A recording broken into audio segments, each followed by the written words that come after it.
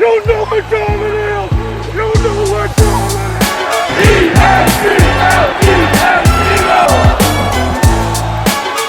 And you know what underdogs is? It's a hungry dog! And the second stick away, and the Eagles are alive! Eagles fans everywhere, this is for you! Let the celebration begin! All right, everyone, and welcome to episode 73 of the Wingin It podcast. We got a lot to discuss.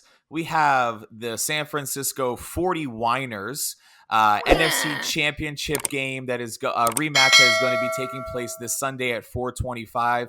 But the reason that everybody tunes into our episodes is for our guest. Behind every single business venture, there's an ideas guy, and this guy is no exception. He is the founder of Club 215. He's chopping it up at your favorite club or wedding. He's interviewing all sorts of people on this podcast called The Loft. I want everyone to give it up for Kev Nichols. Sup. Kev, thank you so much for joining us, man. I feel like you have your hands in just so much things that are going on in this fan base. Talk to us just a little bit about like what you have going on at any given moment. First things first, thank you guys for having me on. I really appreciate it. I love what you guys are doing. Honestly, I'm the kind of person who just likes to throw things at the wall, see what sticks. And then if I enjoy doing it, I keep doing it. If not, I just move on. Like there's so much stuff I try to do that I haven't talked about. Like I started a camera company. I've started all this stuff. I just haven't, That's crazy, man. Yeah, I just feel like you just like have such a like an entrepreneurial spirit, and just like I didn't even know you were like the mastermind behind everything, right? Like we heard the girls of 215 come in here a few weeks ago, and they kind of said like how you kind of push them and encourage them to do this, and that's been such a success. And you don't even have like the entire limelight on you, man. It's really awesome to see that you're an ideas guy, and this whole Club 215 thing. I mean, this just kind of happened recently. I mean, I was telling you in the green room before this, like, I think that actually has the opportunity to be the biggest tailgate out of any NFL fan base. And I don't say that to be dramatic. Talk to us a little bit about how you found Club 215, kind of all that went into it, and just kind of like some of the popularity and hype around it. Yeah. So I originally had tailgates in N-Lot, and it was just me and my friends, and I brought I put all this stuff in my 2016 Hyundai Sonata. I put like a subwoofer, 2 speakers, a table. All my DJ stuff would go in my Sonata, and then my roommate would come with me early in the morning to grab a spot, and then so I would go grab a spot, and I would set up an end lot, and then I would have buses of people come. So I would order buses and have people rent the buses out, and it would just be me, and then everyone else would just pull up. And then so like I told myself that this season, obviously the Eagles have just gotten, the Eagles are doing really well. So I was, how can I take it to another level? Like how can I build this even more? And so I began to have a really good relationship with Dunphy because his wife asked me to do their niece's wedding. Did their niece's wedding, met Dunphy there, and then Taylor asked me to do his surprise 30th birthday. So then I ended up doing that. And from there, I asked Dunphy to come on the podcast, so I had Dunphy on the pod. And then me and him were like, yo, he's just like, I told him I'm doing the tailgate, and he's like, yo, like, I've always wanted to do one. I'm like, all right, well, let's do it. So we collaborated on it together. And then we were thinking of names, and I had like different names. He had different names, and he mentioned Club 215, and I was like, I don't know. I don't know if I like that. Like, so then we sat on it for a few minutes, and then I kind of thought about it more and more. Like, you know what? Like, all right, let's do this. And then so I made the logo, and because we're gonna go on Fiverr and do it, and he's like, dude, no, you just do it. Like, because I'm like, and then so I was like, all right. So I made the logo, and then just from there, I think once we got the ball rolling, like the way my mind works is once you get me, it started with one idea, I come up with like 20 more. And so with his ability to market himself and his notoriety is already huge. Like, so then I'm my DJ connections and my, I feel like I have a nice mind when it comes to marketing and editing and all that stuff. So it kind of just works out really well. And because I've only been in the industry for a year, so it's kind of like my first real step into it. So yeah, so I was like, you know what, like, let's just try it, see what happens, go all in. It's funny, we've had all these conversations, like, you know, we were like, all right, like, we're gonna have this tailgate. We're not in it to make money. We're just in it to grow something and have fun, make sure the fans have fun. And then honestly, I think once it was after the first tailgate, we knew we had something. And then I like I said, my mind just kept rolling. I was like, how can we get, you know, better DJs to come on? Oh, Nick Spinelli hit us up, you know, biggest wedding DJ in the country. And then my good friends are Armatana Brothers. So yeah, how can we just make this a party that is fun and also safe, you know? So I just thought about how can I put all these things in place. And so, you know, a lot of phone calls, a lot of being told no.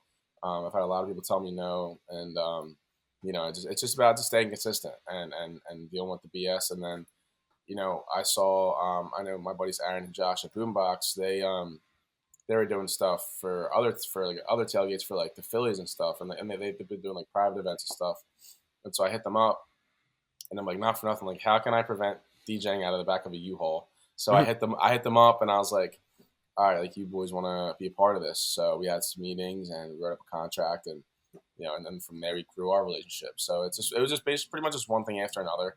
And yeah, just wanted to make the biggest and most fun experience for fans as possible, for free. So it's funny, Kev, as when you're talking about coming up with the name of Club 215, I can't help but just think back to how big of a deal it felt like when we were trying to like really land on what we wanted the name of our podcast to be. And we had like 5 different floating ideas and we were reaching out to a bunch of different people. I think we ended up just leaving it up to a poll, but it's, you know, half of it is like collaboration and having thick skin and being able to be told no. But then it's also like, we need to come up with something catchy and fun that's going to be able to like grab people's attention. So definitely relate. I think the biggest thing is just using what's around you. Like, not for nothing, like Dunphy came up with Club 215, you know, because, you know, I'm in nightlife and he's, you know, he's out all the time, you know, and it's just simple. It's super simple. And like, even like the podcast, like, it's called The Loft because I filmed it. I started in my parents' loft. So like, it's like literally like, it just comes to you. You know what I mean? So I try to keep it simple, but no, yeah, I mean, like I said, at the end of the day, I just wanted to create something that can be bigger than itself. And honestly, like, a lot of things are moving really fast, which is really good. And I'm having a lot of fun doing it, most importantly. But I love it. I mean, it's just what I love to do. I love building stuff. And I told myself, if I can do this for the rest of my life, then why not try it, you know? Kev, one of the things that I'm starting to appreciate you about you more and more is, you know, we first started this conversation and you were like, yeah, you know, I haven't really done all that much, right? Like the level of humility that you have, but you just walked us through like several minutes of grinding it out, relationship building, hustling. You know, I think that's the biggest thing I appreciate you about you so far in this conversation. You mentioned your podcast, The Loft, right? Like, one of the first things I saw about you, you know, completely separate from our podcast, completely separate from our conversations, was your interview with Brian Dawkins. Like, tell me about what that was like, what you had to do to sort of like get that started, and the kind of reaction that you saw from that interview. Just to interrupt real quick, it was funny. My roommate yesterday, he saw the reel about having Kevin on. He's like, yo, are you guys having Dawkins on? All I saw was Dawkins' face pop up. It's like, what is going on? I wish, right? No, yeah. No, that podcast was such a huge culmination of all the hard work and stuff I put in. Like, there's a lot of stuff, you know, people aren't meant to see that stuff, right? Like, people are only meant to see the finished product, and that's just what comes with someone who starts something. It's just what it is, and I'm learning that really fast. Like, you're not meant to get, like, you're meant to be the unsung hero in a lot of cases, but, you know, and I think that once you put the work in, consistency in, and no one has a choice but to see it, it's like that's when the recognition comes into play.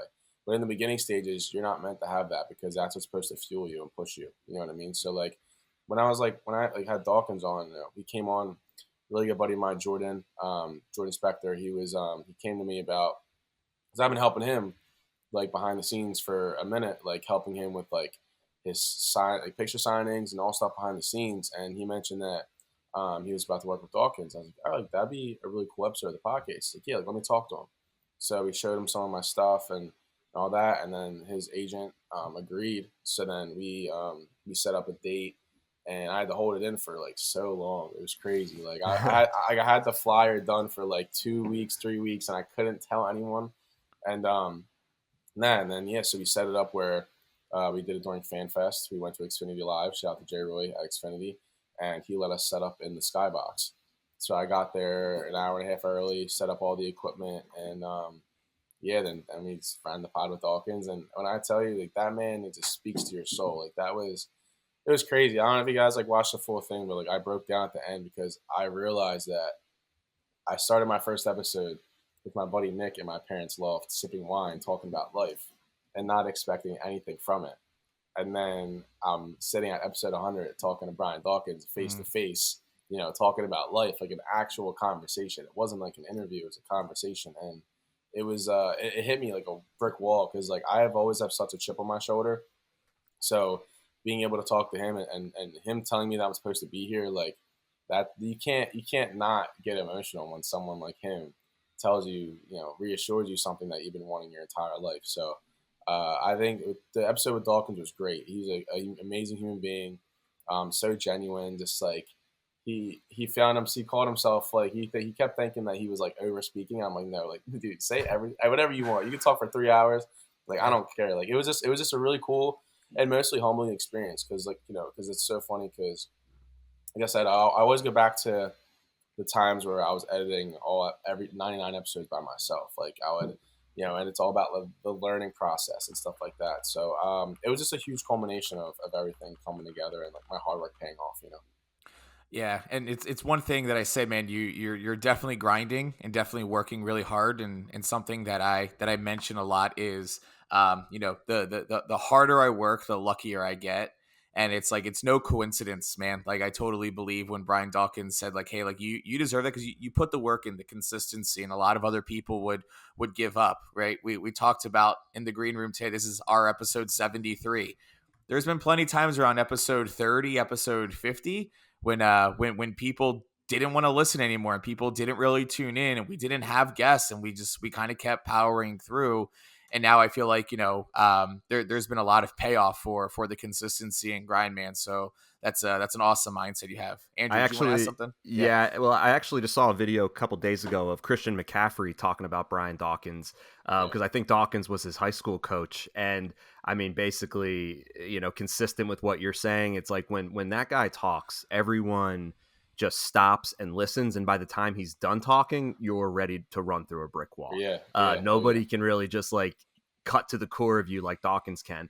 We had Dalton from 302 Birds on a couple weeks ago, and asked him the player that got him into the Eagles, which was Deshaun Jackson, who just retired, great 15-year career. So similar question for you. I mean, was Dawkins the player that got you really into the Eagles? I mean, is he your favorite Eagle of all time?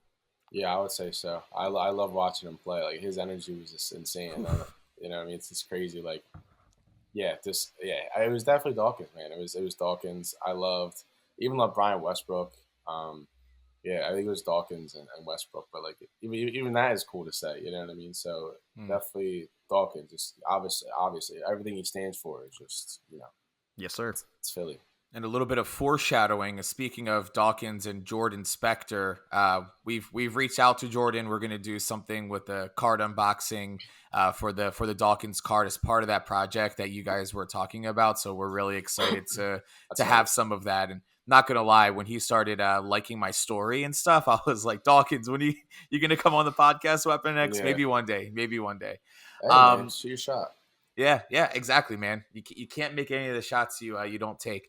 Outside of just like these like, other ventures that you're doing, tailgating, interviewing, DJing and everything like that. You're also involved with an awesome nonprofit. We've had the opportunity. I've met with Meg a few times now. Me and my wife just bought a whole bunch of stuff off the Amazon wish list and even went further than beyond on what was sent out. But can you tell us a little bit about the Grace Project and your involvement and the great things you're doing for the kids and honestly adults of the city? Yeah, the Grace Project is a 501c3 nonprofit founded by Megan Cohen, whose whole basis is about restoring hope. Speak a little bit about Megan, and I'll tell you how we connected. Megan was suffering from addiction. She's in recovery now. And she was living in Kensington. She was homeless in about every state in the country, just fighting her addiction. And she eventually hit her breaking point and got out of Kensington. And her mom was going to go out there, back out to Kensington, and tell her that, hey, I'm going to go donate food, clothes, hygiene products, etc. to the people out there. And Megan said, you're not going to do that alone. So Megan went out and made a Facebook post saying, hey, me and my mom are going to Kensington. Who wants to help out? And then from there, she got a lot of support. She was doing it. Started in 2020. I think it was August 2020, and so towards the end of that year, I saw a Facebook post. I was on episode 4 or 5 at that point of my podcast, and I had no involvement in the nonprofit yet. I didn't know who she was yet, but my uncle was in recovery. So when it came across my Facebook feed, I was like, oh, so this will be an interesting guest. So I reached out to her, and I had her on, and then from there, she told me to come out to Kensington. I said, you're out of your mind. I said, you're nuts. And then yeah. So then from there, after that, I sat on it for about a month or so. Finally went out to Kensington, and then from there I haven't stopped. And then my role's grown there every year. I've been there for almost 2.5 years or so. And yeah, ever since then, me and Megan have gotten really close. I consider her family. And then we started building on all these programs. So first it was Kensington Outreach, and we were able to get a van for that. We were able to grow that. And then we started not Hope for the Holidays. Hope for the Holidays. Megan had Hope for the Holidays first, but I wasn't a part of that yet. I came in the second year. Then it was Give a Little Hope. Me and Megan started that, which was like our almost like a Make-A-Wish almost, where a kid gets nominated. We kids get nominated. We randomly select a child. We sponsor an entire day for them. So we'll take them out in a limo. We'll take them to we've done Nickelodeon Universe. We've done all these places, and we would The videos of that are awesome, by the way. You watched them? Thank you. Oh yeah, hell yeah. So we'll do like a little vlog style video, and then I'll edit the videos and put them out. And then from there, then we really pushed Hope for the Holidays, which you guys are a part of now, and yes, we pushed that, and and then ever since then, like I said, me and Megan have gotten really close. We've done a lot of things together, like all the meetings. Like I've been able to see like the firsthand epidemic, this of the opioid crisis, so I've been able to see that hand on, and it's been a lot, but being out in Kensington is probably the most rewarding thing I've ever done above anything else. Connecting with another human being, and giving them what they need without asking for anything in return. I think that's where it all kind of comes from for me, is that I guess you call it humility, but I just consider it, people help people, you know what I mean? That's just the kind of person I am. And like, tis the season. Yeah, tis the season, right? So once, like I said, once you've been out there, you kind of understand why the Grace Project is so important to me, and why the Grace Project is so important to the people of Philadelphia. Yeah, and if anyone wants to get involved with the Grace Project, this is a charity that I'm probably going to be involved with on an annual basis. But we've participated in the Hope for the Holidays program. We've sponsored a few kids, my wife and I. It's really simple. They send you an Amazon wish list, and it's really heartbreaking to see some of the stuff that these kids want, man. Shoes, blankets, hats, that's stuff we take for granted, man. You know what I mean? So it's really heartbreaking to see that like a kid just wants a Eagles blanket for Christmas. So I know we've kind of ventured outside of what that is and provided some additional support to the family. But what is Club 215 doing with the Hope for the Holidays program? I see you guys have some giveaways, and I kind of want to announce something we're doing with y'all. But walk us through what you guys are working on right now and what that's looking like. Yes, I mean, it's pretty simple. So like a business model, or not even a business model because it's all free, but a model we've been doing for the tailgates has been to give away tickets for every game, at least almost every game. And that way it gets the fans involved, get the fans excited. And one way I've been able to mesh the two is, by doing a giveaway that, for the Niners game, and then with you guys as well, is doing giveaways that, encourage people to donate to charity. Because I don't want people to have to get up out of their beds. I know how it is. Like, I don't want people to have to get out of their beds and go have to move and buy, do stuff. If you can just donate $5, you're automatically entered a chance to win tickets to a game. So we've been doing that, and that's just the most effective way we believe we can get the fan base involved. And if people like yourselves have an even more interest in getting involved, that's where that conversation can happen. But I'm not going to go and ask someone to get more involved if they have their own stuff going on. So I feel like $5 and a chance to win a trip to an Eagles game is pretty simple. Yeah, I mean, I've sent Ali virtual money, in seconds after he proved me wrong with a lot of swinging at picks. So I can vouch for how easy it is. You can just roll over and boom, send a couple of bucks. Oh, yeah, so I am excited to announce that the Wingin It podcast is going to be partnering with Club 215 and the Grace Project to help hit their $25,000 goal this holiday season with a ticket giveaway.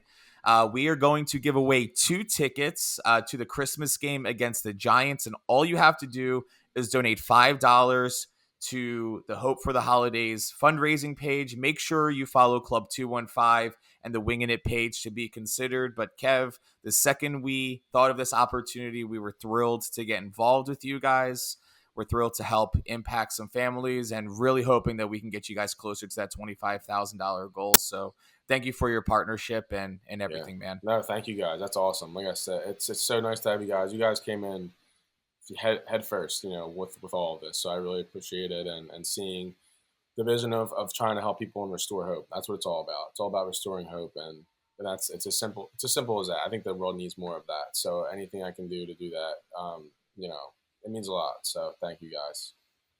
Cool. All right, guys. We got a game this weekend, so let's switch over to that conversation. The Eagles take on the 49ers coming into Lincoln Financial Field. The Eagles are a 3-point underdog at home. Now, mind you, this is the first time in the Super Bowl era where a 10-plus win team was the underdog at home. Now, there are some exceptions to that with, teams at the end of the season who are resting their starters, but this is the first time in the Super Bowl era where the 10-plus win team is an underdog at home against an opponent. So I'll shoot it over to you, Kev. What are your thoughts about this upcoming game? What are some keys to success? And what do you think the final score is going to be of this game? I don't think it's going to be as high scoring as everyone thinks it will be. I think the key to the game is Jalen Hurts and obviously our defense. If we can get to the quarterback, I think we'll be fine. I don't know. I mean, I'm not surprised. Like, I was even looking at Twitter and we were ranked 7th or something in someone's power rankings, and we beat 4 of the 6 teams that are ahead of us. It's just insane. It's all clickbait.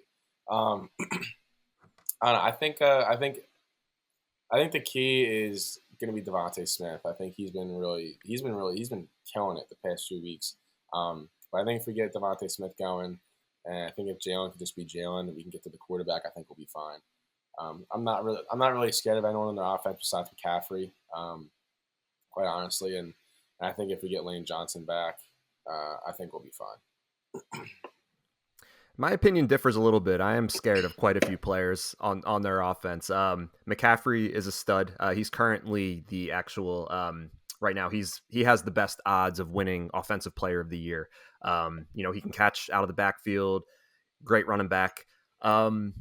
But I'm concerned with Debo and Brandon Ayuk and even Kittle, so they have 3 guys and we've shown a little bit of vulnerability in our pass defense. So I am curious to see how we shape up against them. However, I really don't need to see anything more than the Eagles being a 3-point underdog. If you count this team out, they're going to win. That's just how it is. So I love that we're going into this game as an underdog. The Eagles have won their last 11 games at the Link against teams with a winning record. And I'm expecting it to be a little bit of a lower scoring game as just because I'm looking here. It says each of the last 5 games against the 49ers have gone under the points total. I will take the Eagles to win. I think it'll be close. I think we might see, for 2 weeks in a row, the game of the year. But I expect the Eagles to come out on top. I'll say 27-23, Eagles. Yeah. Kev, did you hit us with a score prediction? Not yet. I think it'll be 24-17.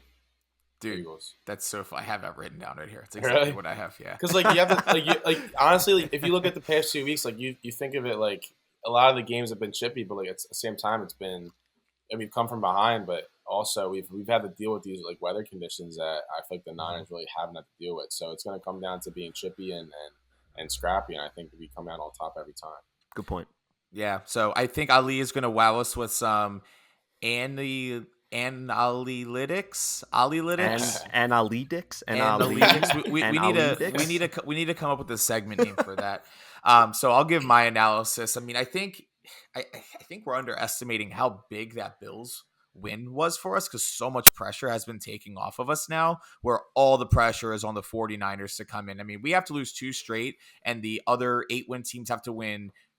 They have to win 2 straight. We can lose 2 straight just to be tied and still have the number 1 seed because of the division matchup. So the pressure is really off of us here. But this is the 49ers Super Bowl. And in typical 49ers fashion, if they don't win this game, they're done. Their fan base is done. They're giving up on the team. It really is that way.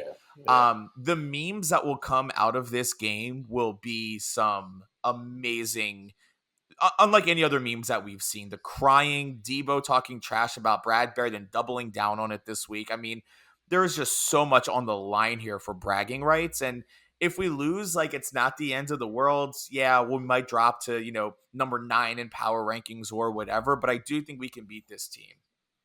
I think Brock Purdy is a really good quarterback for the West Coast style offense. I don't think he's an MVP caliber quarterback, but he does have a lot of really quick decision-making ability, something that I think Jimmy G just couldn't have. Jimmy G was always like tap dancing. His feet were always moving. He always seemed a little bit off kiltered and a little bit unsure about his reads. Purdy's confident. He lets that ball rip. And you see it time and time again that he lets that ball go before the wide receivers break for their routes. And the second they do, the ball's already where it needs to be. And I do think that is a weakness. But this entire offense of the 49ers is revolved around Christian McCaffrey. And it has been shown time and time again that if you neutralize McCaffrey, it is going to be on Brock Purdy to win with his arm, and he is not the gunslinger. You can't run the misdirection dink and dunk offense when you're down by points, and that's how you lose games to PJ Walker. So I think the keys to success here are going to be no slow starts, leave it up to Brock, and we know when we can leave it up to Brock, he won't get it done. Minimize the run, and I think that we will win. I don't think we need Jalen Hurts to have an MVP caliber performance where he's down 10 points at half. That's actually going to be the opposite. I think it's going to be the first team to get out to a lead first. I'm hoping that we go into the half with a 10-point lead instead of being down 10, because I think we will lose it then. Kev, I'm going to just have to go against the grain here. I'm going to say 25-18, just to be 1 point away from you on my score prediction. I think it's going to be low scoring. I think it's going to be a bruiser type game. I don't expect any team to break 30. I don't know. Andrew, what's the over-under on this game? It looks like it's 47, 47 and a half, right around there. Yeah, I don't expect any team to break 30. Right there in the 20s is about where I expect it. All right, Ali, hit us with the hard-hitting Analytics.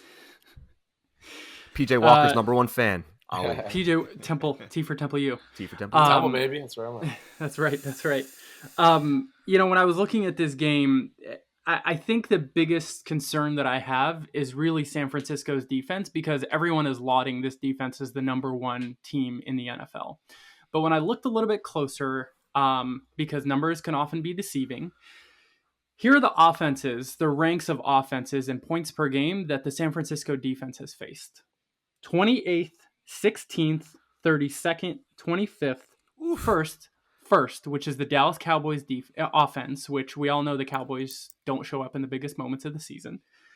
15th, 14th, 24th, 12th, 23rd, 19th. I have chills. This is so good. I'm sorry. They have only faced one team, one offense that's in the top 10 in the entire NFL. I don't look at this defense and say they're kind of underperforming or they're kind of frauds, but I do look at this with a little bit of a pause to say I don't think this defense is as good as everyone thinks. The offenses that they have played are 5th, 16th, 26th, 31st, 4th, 7th, 8th, and the 19th. So in the Cincinnati Bengals, I'm really glad you brought up Christian McCaffrey, Alex.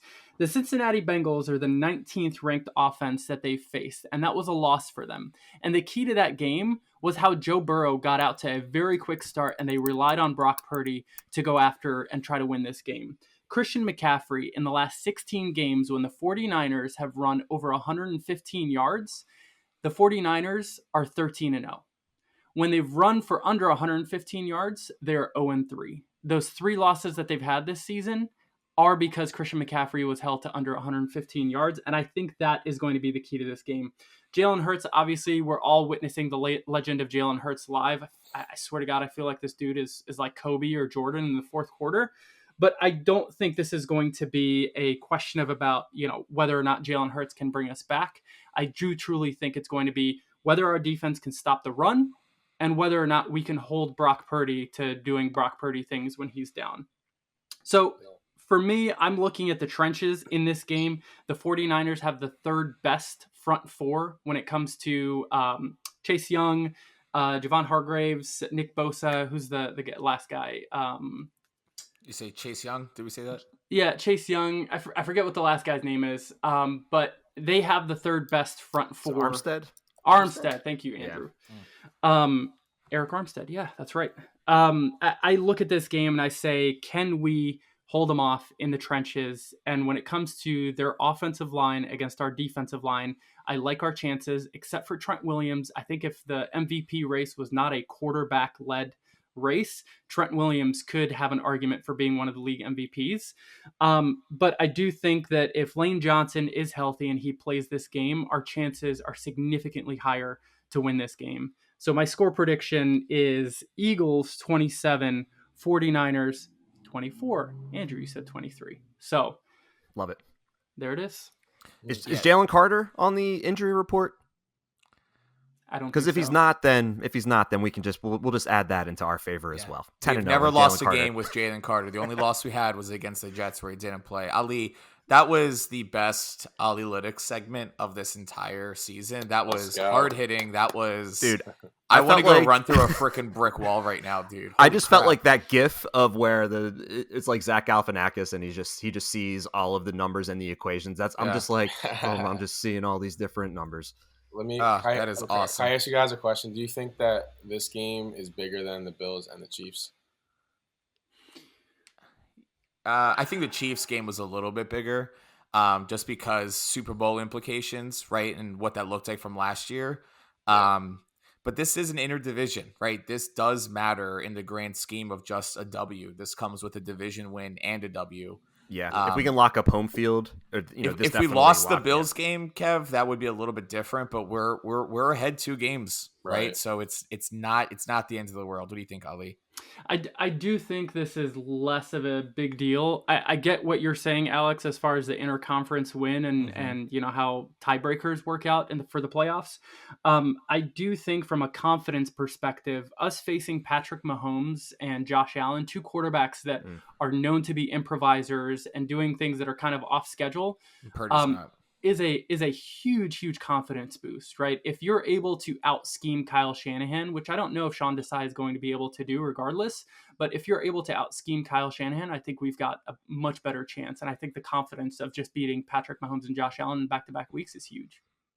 Yeah, it's massive. Yeah. Love it. In looking at the rankings of the NFL, it's really weird. I feel like there's a whole bunch of teams that have like 7 wins and a whole bunch of teams that have like 2 wins, and there's like no in between. So with that being said, there's a lot of underdogs coming up this week. Andrew, explain how Swingin It works. Oh, wait, wrong one. Swingin It. Underdog picks for the week. Damn soundboard. Oh, man. Well, let's swing for the fences again. Everyone, welcome back. It's good to be here. We've been here the whole time. We haven't gone anywhere. Real quick recap of how this game works. All 4 of us are going to pick an underdog. Kevin is going to represent the audience. And how's it work? You pick an underdog to win outright. And if that team wins, you're awarded the number of points that team is receiving in the spread. So quick recap on the leaderboard. Ali got a victory. The only person to get a victory last week, with Tommy DeVito and the Giants beating the Patriots. So 3.5 points to Ali. You have 28.5 on the year, followed by Aleks at 17.5. The audience has 14, and I have 11. So audience has a chance to gain some ground on Aleks. Ali is a little bit further ahead. So Kevin, we're going to start off with you. Who are you liking as this week's underdog pick? It's going to sound crazy, but I like the Bengals over Jacksonville. Wow. Let's see. 8.5 points. It says 8.5. Nah, it says 9. We'll give you 9. We'll give you 9. 9. Yep, 9 on DraftKings. No Joe Burrow. That would certainly be an upset. What's your thoughts around that one? I don't know. I think I see the way I like it is I like to see players pull an upset when they need to, and I think Jamar Chase is going to have to step up and hope that he can. So like I said, I'm a swing for the fences kind of guy, like as you could tell. But I'm going to take the Bengals this week. Nice. Swing for the fences is what we do in this segment. Ali picked the Cardinals to beat the Cowboys earlier this season, and it happened, and it's why he's sitting on top, because I think he's hit like 2 or 3 of those. So yeah. And crazier things have happened. And I've sent virtual funds Ali's way every time, which I will certainly be doing for the Grace Project as well. I am going to take the Eagles because there's not going to be many opportunities. Nice. I don't know if this opportunity is going to happen again in the next couple of years. So I'm taking the Eagles while the opportunity's there. They're a 3-point underdog. And if I'm able to win and the audience doesn't, I will be tied with the audience, which is something I've been striving for since week 1. So give me the birds, baby.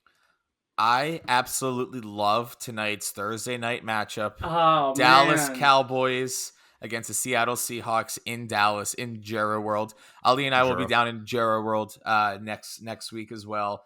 The Seattle Seahawks are an 8.5-point underdog. That seems criminal to me. I don't know if they'll squeak it out, but that spread is just massive. Is Geno Smith hurt? Like, is there any big news coming out of Seattle? I don't think so. I haven't heard anything. The news is that Dak Prescott's the MVP, Alex. Yeah, crazy. Womp womp. Haven't beat a single team over 500, and that's the story here. This is typical. This is a typical game. Prime time. Dallas loses. Give me the Seahawks 8.5 points. What were we gonna say, Kev? I was gonna say I have Dak in fantasy. I picked him up off waivers like a few weeks ago, and he's been killing it. So he's been killing it. Just make sure he's not paying any teams with winning records, and you should be fine. Yeah. Alex, I see 9 on DraftKings, so I'll even give you the extra half point. Thank you, sir.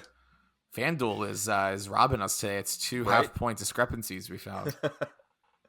You know what's funny is I just saw this tweet. Dak Prescott, and we can get into the Cowboys game obviously next week. But Dak Prescott is 9-24 against teams that finished with 10+ regular season wins, and he is 54-16 versus teams with fewer than 10 wins, which is the biggest drop in win percentage versus 10-win teams compared with teams with 9 or fewer wins since 1970. Wow, that's what we call ass. Yeah. Or shady. Can I say it on TV? Dak is ass. You guys took all of the ones that I wanted. Still Green Bay against the Chiefs. You can take that one out. You know what? Give me Green Bay against the Chiefs. I'll take that. I'll take that right now. That'll be a 40-point game. Oh man. Green Bay off of a big win against Detroit on Thanksgiving, winning 2 games in a row. Ballsy move. I'll take it. All right, Kev, it's become a little tradition of ours, but we're going to give you the responsibility of closing out episode 73. Take it away, my man. All right. Ladies and gentlemen, you've been watching the Wingin It podcast. I'm Kev Nichols. That's Andrew. That's Ali. That's Alex. Peace, guys. Go Birds. Go Birds.